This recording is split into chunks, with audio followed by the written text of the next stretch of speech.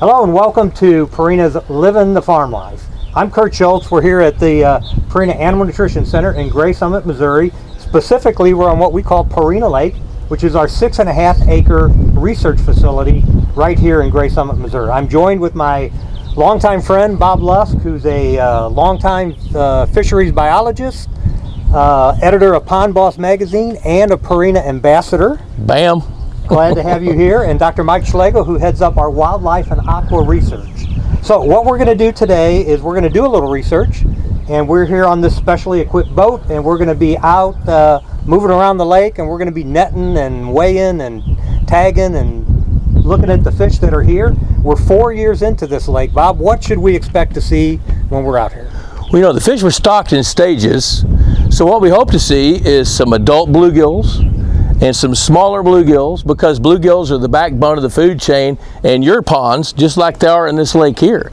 So we're looking for different generations of bluegill to see how many size classes do we have. Are they some half an inch long? Are they reproducing and surviving? The second thing we're looking at is what kind of shape are these fish in?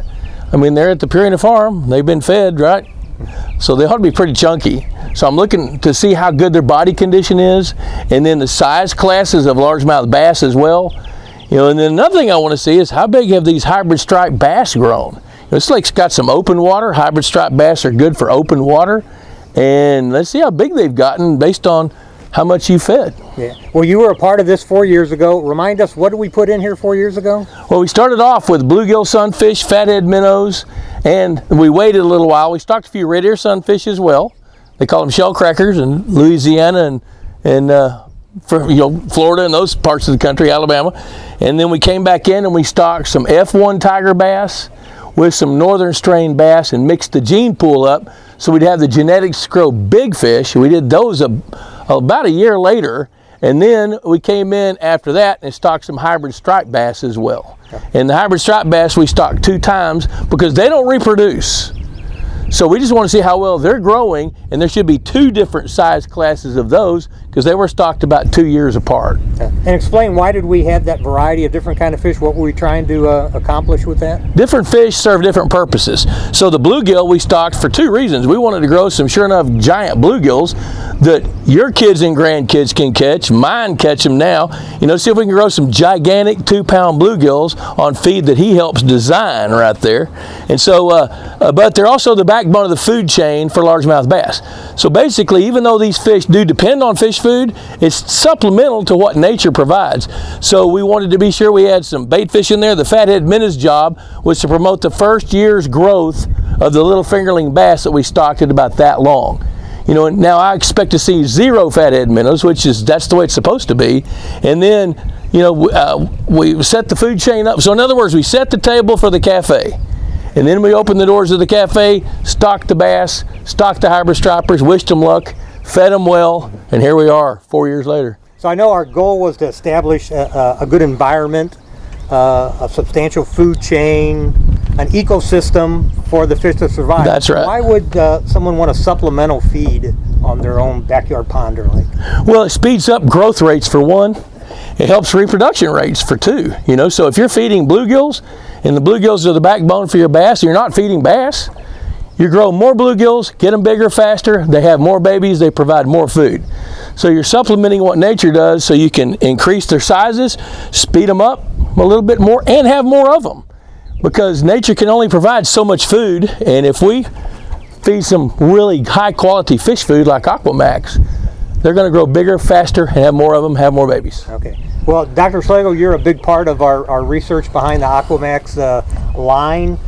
What do we have? I mean, what are the offerings and the types of food that you... Well, for this type of pond or lake, we have really 4 options, let's say. We could feed our Aqua Max Sportfish 500 or our Aqua Max Sportfish 600, which are great to be feeding those bluegills.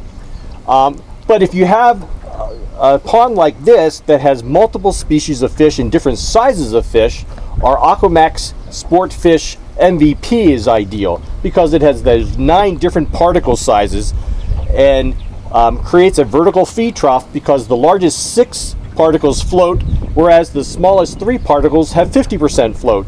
So we're getting to feed those small, less aggressive fish at the bottom of the pond, as well as those more aggressive fish that are getting the great nutrition at the top of the pond.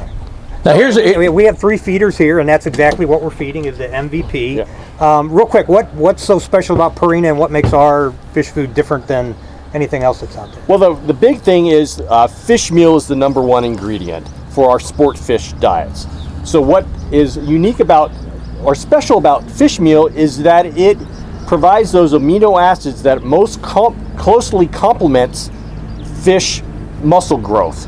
So again, we're feeding fish meal. It has those amino acids that most complements fish muscle growth. So they don't have to work so hard by using just plant-based proteins. They got that great fish meal protein. So I guess we're in the natural food chain, so to speak, with what we're doing. you're supplementing the natural food chain. Now here's what that means to everybody out here watching this. What it means is that you can grow fish bigger and faster.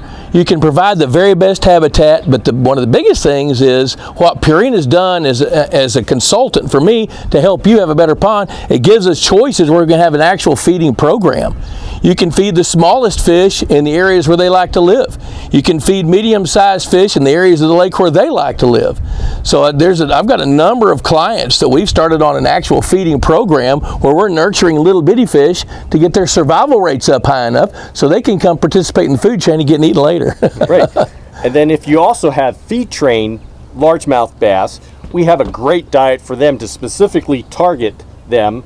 It's a large particle, 3/4 of an inch by 1 inch, and it allows them to get the same amount of food in a short period of time by consuming one large particle than trying to consume a lot of little particles.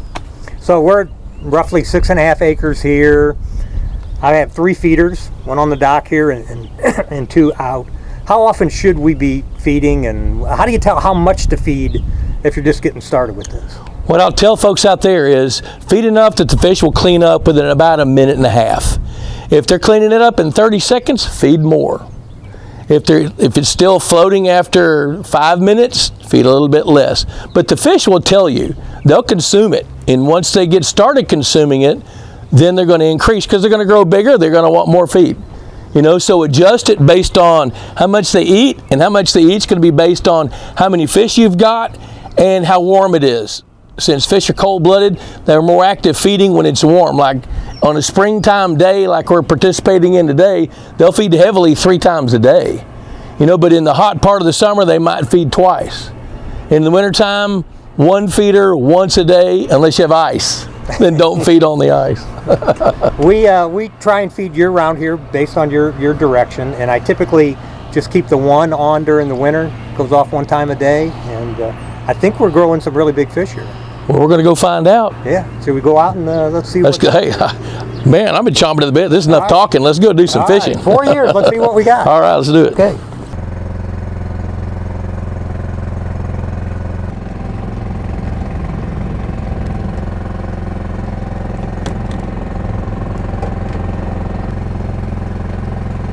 There's a red ear. That's pretty cool.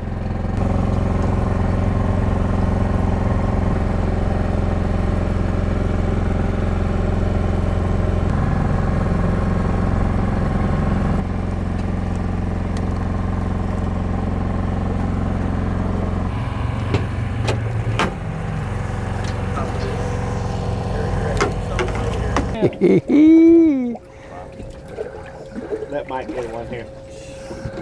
Oh, great. Okay, got it. All right, Bob. So we collected some fish. Quite Yes, a few we did. fish. Yeah. So A lot of tell us fish. What's happening here? Well, I see a number of things. The first thing I noticed was the majority of your baby bluegills are hanging out up in the rocks. Easy, kids. Easy now. Easy. Calm down. We'll get to you in a minute. They're scooted up into the rocks around the riprap, and that's a sure sign that they're being eaten. And then as we're going, the fish that we're sampling are about, the bluegills are about 6 or 7 inches long, so they're plenty big to reproduce. Quite a few of them are 8 or 9 inches long. So in a minute, we'll see how many different size classes of bluegill you've got. But one thing I do know is by looking at these largemouth bass, they're in their 4th year, which is classic time where they get to become crowded. So they begin, when we first stocked the lake, we got the food chain here, and then we stocked the bass, then we get 18 months, 2 years, 3 years, and now we're about right here. So the bass have overtaken the food chain. The cafeteria is almost empty. So the way to fix that is to reduce the numbers of these fish. So even today, if you want to make that decision, we should cull some bass, or we'll set up a slot limit for people to catch and remove. So what's the size range that we ought to be taking out? Well, we're going to weigh and measure a bunch of these fish, and that'll tell us in a minute.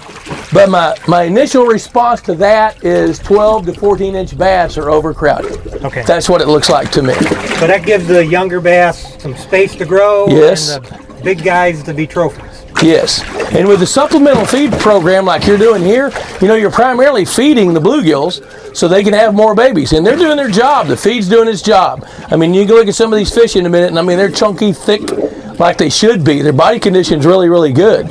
You know, it's just they can't reproduce fast enough to not get eaten. Yeah. You know, which is exactly where you'd expect to be in year 4. Well, that's not a bad problem. No, We it's can a fix common. that. That's what everybody that's going to watch this show expect that to happen in your lake. Yeah. You know, here's a premier lake, you know, and it's happening here. It's going to happen in every good lake. You know, look at your lake like you look at a garden. You're going to grow it, you're going to feed it, you're going to nurture it. At some point, you got to harvest something. You're not going to plant 52 rows of tomatoes and not harvest tomatoes. The tomatoes are ripe. And so it's time to take a few. So we want to dive in and start looking at some of these guys? Why don't you dive in and pass them out? Okay. Where do you want to start with? Well, I'll tell you what let's do. Let's start with largemouth bass. I'd really like somebody to keep records, if somebody can. And we'll call out links and weights, or you guys weigh and measure them, and I'll keep the links and weights. You want to do that? Okay. Okay. Well, I can put them on, I can plug them in my phone or whatever we need to do. So But we want to tag Okay. the largemouth. Okay. So when you tag one, you know what you're doing. So when you tag one, tell me. I need an ink pen. Here, hold on. You got one? Yes, sir. Sweet. Look at that. Nice. Thank you. All right, hey, All right. Bob and Yes. Mike, for our folks at home, Yes. hopefully they learned something about taking care of their lake. We're going to go ahead and finish our research here, and we're going to weigh, and we're going to measure, and we're going to figure out a plan. That's right. To make sure we leave some room to grow some more fish. Exactly. So if you have a lake or pond at home and you want to find out how to grow big fish, come see us at purinamills.com or stop by your local Purina dealer. Bam. That's Bam. it. Let's go. All right. Let's weigh and measure some fish.